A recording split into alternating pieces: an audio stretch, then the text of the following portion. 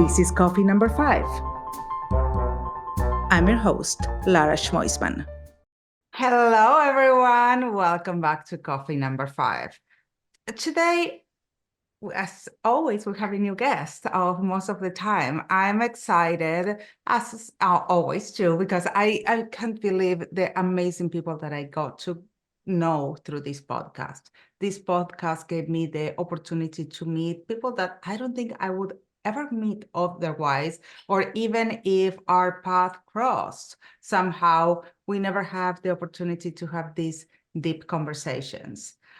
So today, I want to talk and bring you back to the events arena, because I've seen a lot of companies lately. I've been talking with a lot of beauty, wellness. Actually, yesterday I was at Expo West here in Los Angeles, in Anaheim, and I've been talking to a lot of companies in BCG, and everyone thinks that they need to be part of the events and do collaborations. And it's confusing because there are a lot of them. I mean, in the beauty industry, I just got a list the other day of events that I might consider doing. And it's like, it's so much. And it's not that I only work with beauty. I work with fashion, with luxury industries, with so many industries that it's really challenging to choose where to go to. But I met Iryna Kremin. Did I say it right? Hey, yes, Kremin. So welcome. I met you a while ago. I think I met you at an event a while ago, but then we were reintroduced. And I thought it would be, I mean, I love to bring more people with accents, so we get the audience a little confused with all of accents. But I think it's so important to understand the event space and why there is the need of one more event, because you have incredible events. You have one coming up in Napa Valley, then you have one in Greece And Singapore. and Singapore. So this is incredible to go all over the world. It's not easy to put together an event. Let's start with that and then do it internationally. So I would love for you to tell us a little more about why you started these events. And let's start with that. Why, I mean, you have your background in businesses, and why you started this event journey? You know, like everything is like sometimes comes around very natural.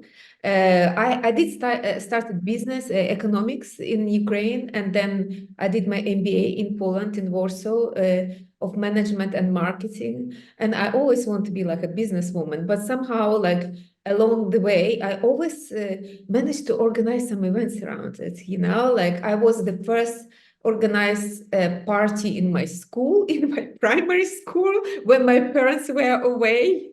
And I was organizing the events for expatriates when I was living in Poland. And the first job I got when I moved to the Netherlands was also in international events company. And somehow it's just like I was all the time drawn to this, industry. Yeah, which is incredible. That, I mean, first of all, you're so international already that you are born in one country and then you went to another country to learn. But why beauty? Why beauty and wellness? Why you think that we need another event in that space? And what can you bring to the table that is different than other events? Yeah, I mean, good questions. I mean, beauty, I started doing events in beauty just from the pure research because I find that it's one of the most competitive and industry and innovation. It has one of the shortest life cycle, actually, that you need to innovate like every couple of months sometimes. Yep. And this is one of the most dynamic and competitive industry. And I find that's that's what draws my attention. And of course it was like very hard to put together the first event when you go so much niche in the industry, but look, I was determined and I want to make a success. Beauty is events which I've started when I went on my own after working for many years in other organizations, and I wanted to start with a clean slate. I didn't want to just bring the clients from the other company. I just wanted to do something totally new, totally fresh, and just somehow I get very excited about the beauty I have industry. to agree that the beauty industry changes all the time and marketing changes all the time. Is what I love, that it keeps us on my toes. Yeah. And me and my team, we always need to be catching up about new technologies, but also in the beauty industry, there is so much innovation all the time. Yeah, very exciting industry. And it's also industry which does good. The beauty is positive things. It's about woman empowerment. It's about the right now, especially health and wellness. It's just like such a positive, good industry. I'm just like really enjoying to make friends in it. Yeah. Okay, so you can go to an event. When you go to an event, you go as a brand. You can go also as a retailer. You can go as an industry member. What people can take away from these events when they go? Yeah, from the very beginning, when I started doing my events, I went to like several exhibitions and big shows just to do my market research. Research. And when I was speaking with exhibitors, with participants, I was asking, like, what is your perfect event? What would you pay for it? Where would you go? And everybody said that we would like to hear what you want to hear from. And everybody want to hear from the brands. Everybody want to hear the case studies, their successes, their failures, like just real stories. And this becomes like the basic of my events. I'm targeting mostly brands of all sizes. I'm trying to get a very nice diversity in terms of the countries participating, size of the brands, ethnicity, everything. Because And yesterday, for example, I was a little disappointed, I have to say, how some brands were treating the event yesterday. And that there were brands only they go there for retail. They're trying to get the retailer attention. And they don't understand that the brand awareness is what it will get the retailer Yeah, there is much more attention.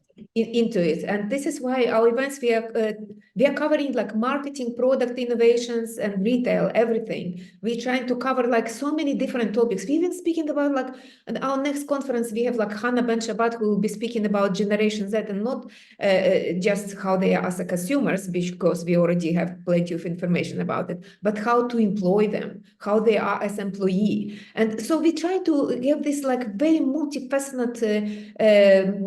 Topics. And you're right, I have met some brands who was like only after distributors. They're hunting after distributors. They don't think like if they perfected their brand story, if they have a message, if they don't really like, they focus on like whatever ingredients they put it in this skincare. That don't don't see like if they have enough audience for that, if this audience wanted. So yeah, this is why it's important to go to these like strategic conferences where you have this overview on the different areas of innovations, marketing, product, and hear the real story, and especially pain points, actually, especially failures. I really encouraged brands to Oh speak my about God, you learn so much from the failures of the mistakes. I it. love that. I love Yeah, that those yeah, happen. And I yeah. think we need to celebrate those mistakes from other people because they help us to be better as a brand. I think in every conversation that I've been having in a podcast lately, it's coming the brand story and how that can make it or break it for a brand and how important it is. Yeah, because like also like when you have a story and when you have a mission, I think you are as a brand founder, you have this extra energy of motivations of like doing the good and change the world or whatever you want, and that gives you this extra energy which is so needed for the new brands, right? Because it's usually you need to put a lot of energy in it, and it's important if you are like. I'm going to say something that I always tell to all my clients, but I also tell it to colleagues, even from in other spaces. It's all about making meaningful connections.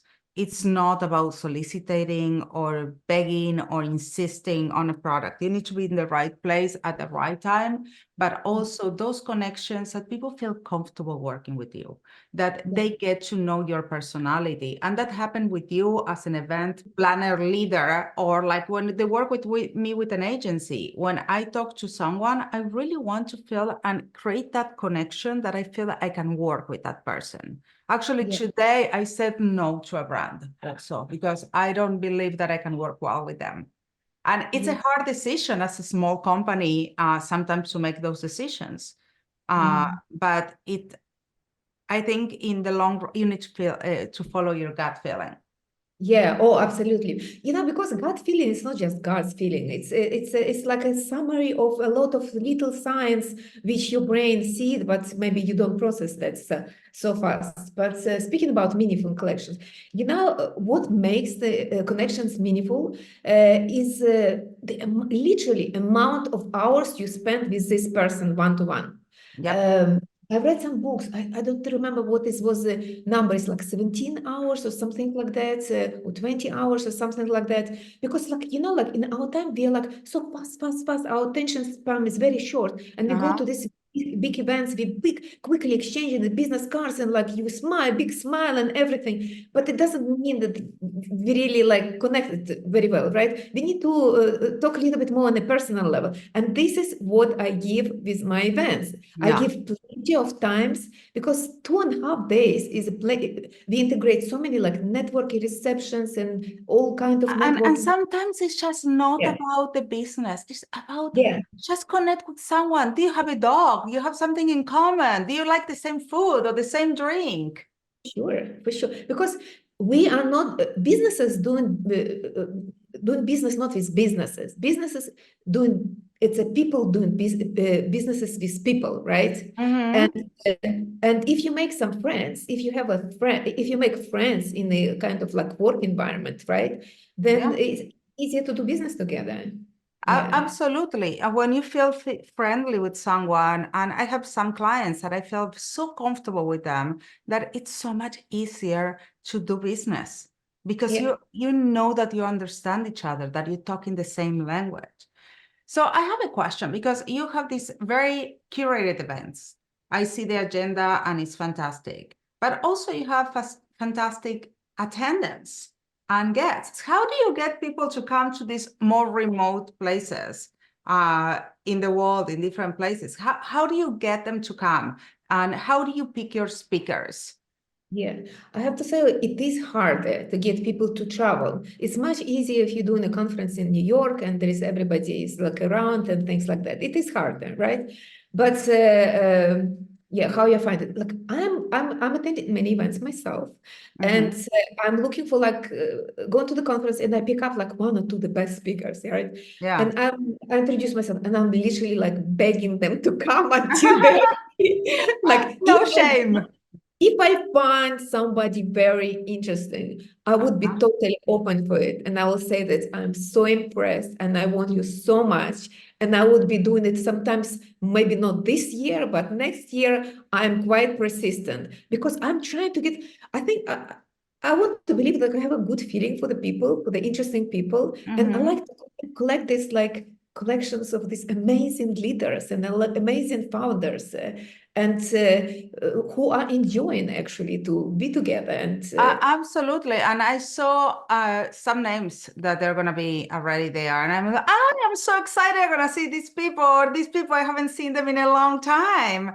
And that's exciting when you get to know people in each space. That's why I always recommend all my clients, all my founders, like found who is your community. You will learn so much from them. And having the opportunity, hey, can I pick your mind about that or this?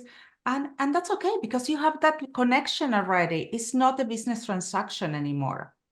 Yeah, it's because it's not not what you know, it's who you know, often in business. And sometimes the founders got stuck a little bit in the focus on the product or ingredient and things like that. And they just like forget that they need to build a network. And Absolutely. this is what I try to like. I feel like I build like not. That's exactly what I Yeah, always tell my clients. You need the support also. yeah, So you can, I see yeah, so many founders stuck in doing not only their products, but doing their Instagram posts, their TikToks, trying to do absolutely everything. And this, you're forgetting really important things to do, that is networking, talking to retail or whatever space you want to do, and do sales for your products.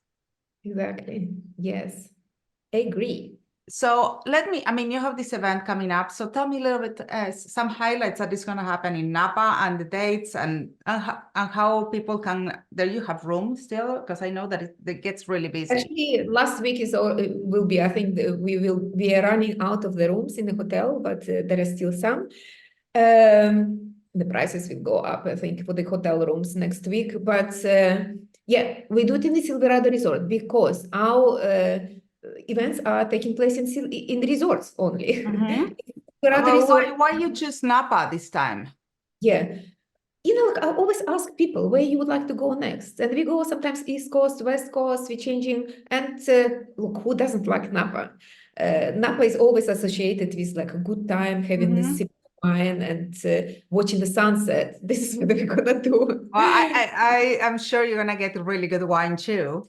Yeah, we're also integrating the wellness workshops these days. We're doing Okay. like sound baths and meditations, a little bit of. We even do like cold plunge before the conference for the small group who like to do it, because like health and wellness, and speaking about themes, what we're covering, health, wellness, and longevity is the biggest theme this year, because this is where the beauty is coming, and I feel like we are not coming back. That's the conference, which was in the beginning focusing on beauty and personal care, cosmetics, personal care. Now health and wellness is integral part of this beauty, and it's not coming back, let's say, Yeah. right?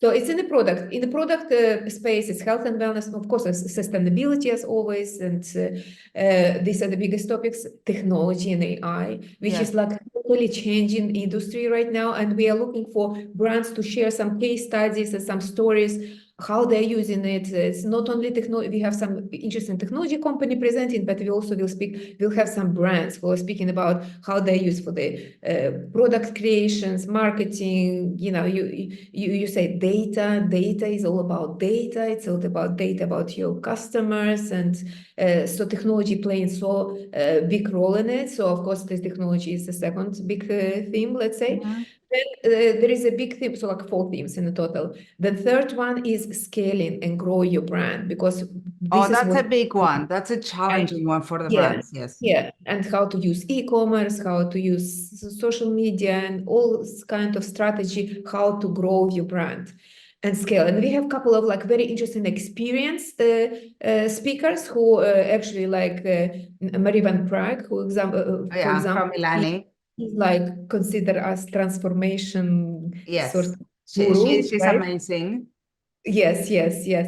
And yeah, and the more of these kind of companies. And yeah, we will have retailers as well who will be speaking about what it takes to get onto their retailers' shelves, which I think is good for the new brands. Yeah. And we will be speaking about the future, about what is next, who is next Yeah, customers. because the Yes, beauty industry is already changing as we speak. I mean, yeah, if you talk to manufacturing, they're already working in what we're gonna be seeing in the shelf in 2 to 3 years. yeah, yeah. And I think that especially AI here is really making the biggest waves, and it gives a lot of possibility for new brands actually to scale very fast. I think there is like interest. I feel like with AI, we are like if you use metaphor, AI is like iceberg. And we are like in Titanic, and we are like we are still dancing. We sort of realizing there will be some changes, but we don't really realize in the full scale how big they are. There are so many entrepreneurs out there that they start in careers like you, like economics, and then they're looking to do the shift, and it's scary. You took a really big leap by doing this. Yeah. How did it start? There was a clarity moment that you say, this is when I decided that I cannot do this anymore, or that I want to switch? Like I always like I as I said that I was working in the industry and for many years, and I like it very much, but I felt like it's very hard when you're working with someone. It's very hard to make implement changes, and I have done some, but every time you need to implement changes, you really need to sell it with internally, and it takes like a lot of energy for the small changes, and I always like to challenge. I think like I'm a quite creative person. I like to change things and I like to challenge things. Mm-hmm. And that was difficult for me to working for someone. And this is why I've started on my own. But I have to tell you, like when I started my own business, I have not immediately start making dramatic changes because like you're afraid to take risk in the beginning, and I Yeah. think maybe I stick a little bit too many years, a little bit in the traditional way because I But want to you make also need to know that yeah. you're gonna have to invest time, invest money. Yeah, yes, exactly. It costs money and things like. But slowly, when I start seeing some of the, like slowly, I start implementing it slowly, and I constantly like to challenge. Challenge. I don't like to do conferences like everybody else because we need to be all different, Yeah, right? always to have Yeah, a twist, to be a yeah, little different. yeah. And I Even feel, even with my business, I always say yeah, that we are an agency with a twist. We do yeah, things different than other yeah, agency. You don't want to yeah. be the same as everyone else.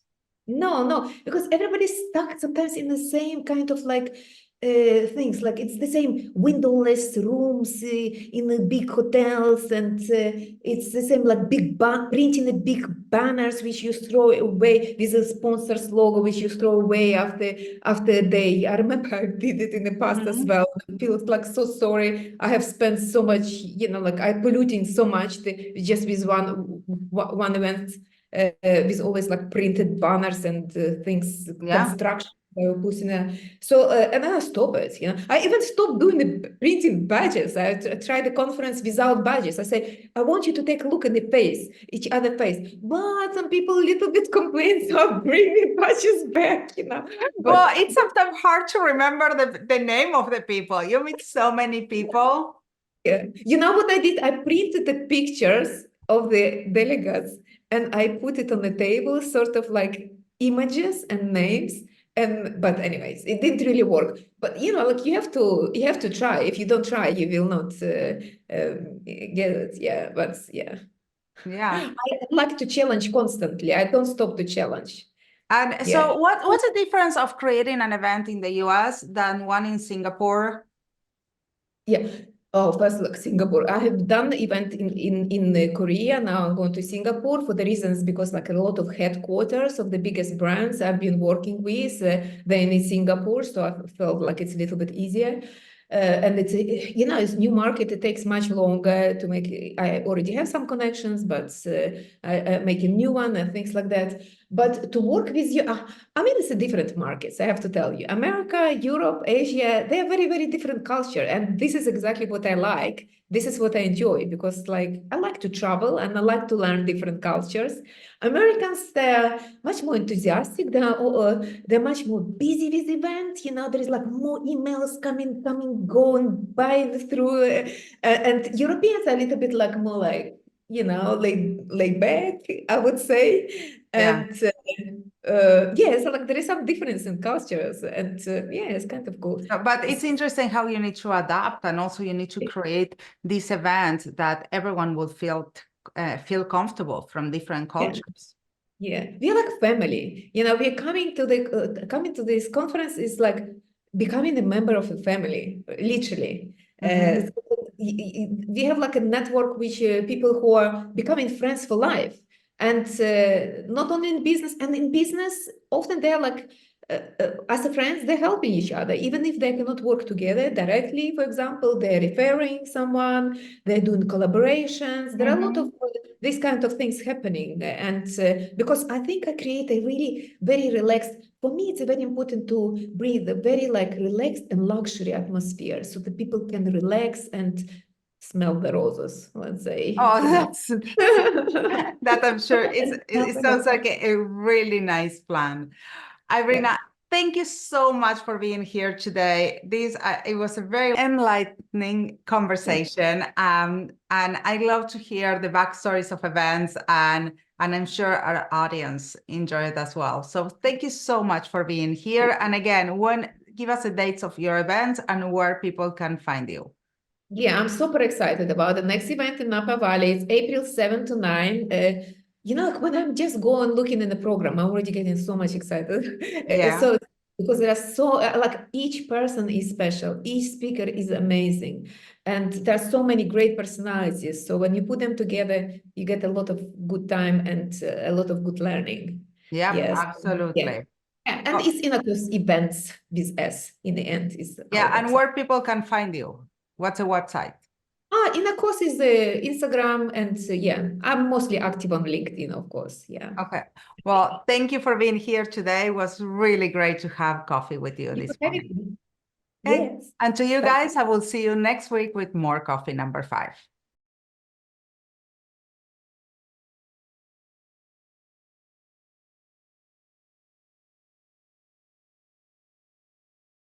Find everything you need at laraschmoisman.com or in the episode notes right below. Don't forget to subscribe. It was so good to have you here today. See you next time. Catch you on the flip side. Ciao, ciao.